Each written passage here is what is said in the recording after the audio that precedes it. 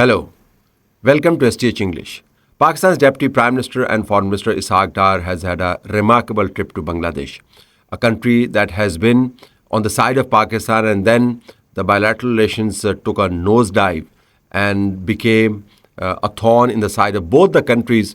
Certainly is emerged as Pakistan's natural and obvious partner in South Asia. If you look at the press release that was issued at the end of this remarkable visit, which has rewritten an old and torturous history, some chapters, not all of them. The press release speaks for itself as to where the success rate of this trip lies. If you go through it, you would find that both countries are now talking about spirit of warmth and goodwill. They're talking about their shared desires for engagement and cooperation. They're talking about deepening collaborative bilateral relations and the range of issues that both the countries are putting out on the table in order to build around this new sentiment, this reservoir, this pool of goodwill is also truly breathtaking. They're talking about bilateral relations. They're talking about regional issues. They're talking about international sore points and problem areas.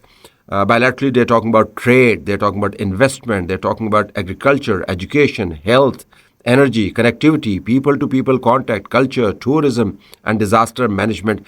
Nothing is left to the imagination as far as the scope of their cooperation is concerned. The bilateral trade, which is one measure to look at how countries engage with each other, is puny, minuscule, and is tilted in favor of Pakistan, little under $1 billion. But the scope is unlimited.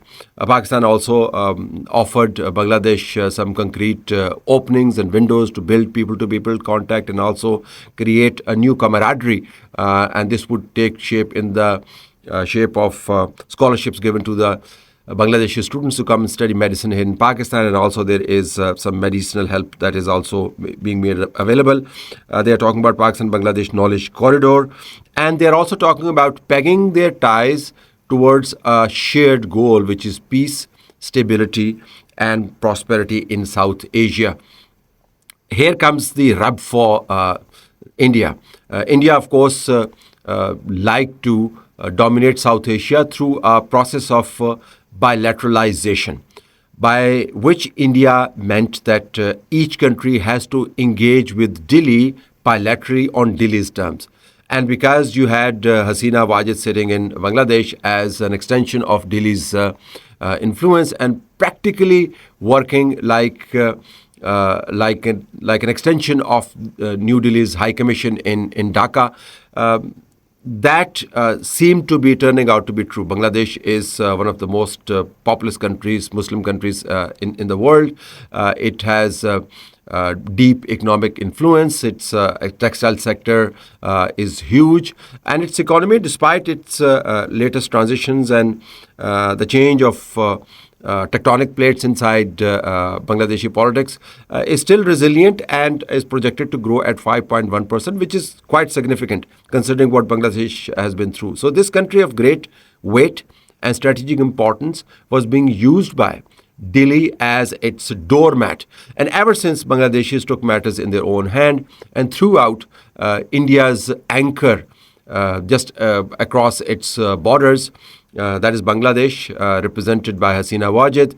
Bangladesh has become freer in exercising its influence and foreign policy options. And nationally, there had to be a reset between Bangladesh and Pakistani ties. So this reset is taking place at the cost of Delhi's policy of bilateralizing each relationship in South Asia, and then bilateralizing it and then weaponizing it against Pakistan.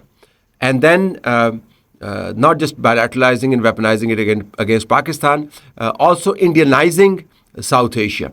So this bilateralization, weaponization, and Indianization of bilateral ties in South Asia, that seems to have fallen apart with Bangladesh breaking free of the Indian stranglehold.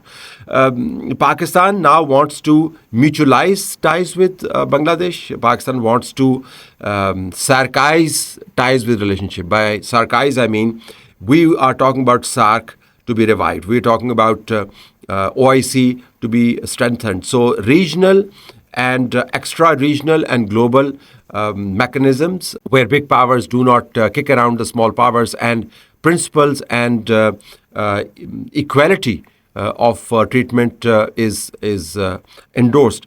Those forums are being discussed between Bangladesh and Pakistan to be the way forward. So it's very interesting that SARC has become a new reference point as far as debate in South Asia is concerned. So India's attempt to bilateralize, weaponize and Indianize ties is now countered by Pakistan's attempt, responded to very well by Bangladesh, to mutualize relations with Bangladesh, countries like Bangladesh, and also regionalize them and internationalize them through the legitimate forums.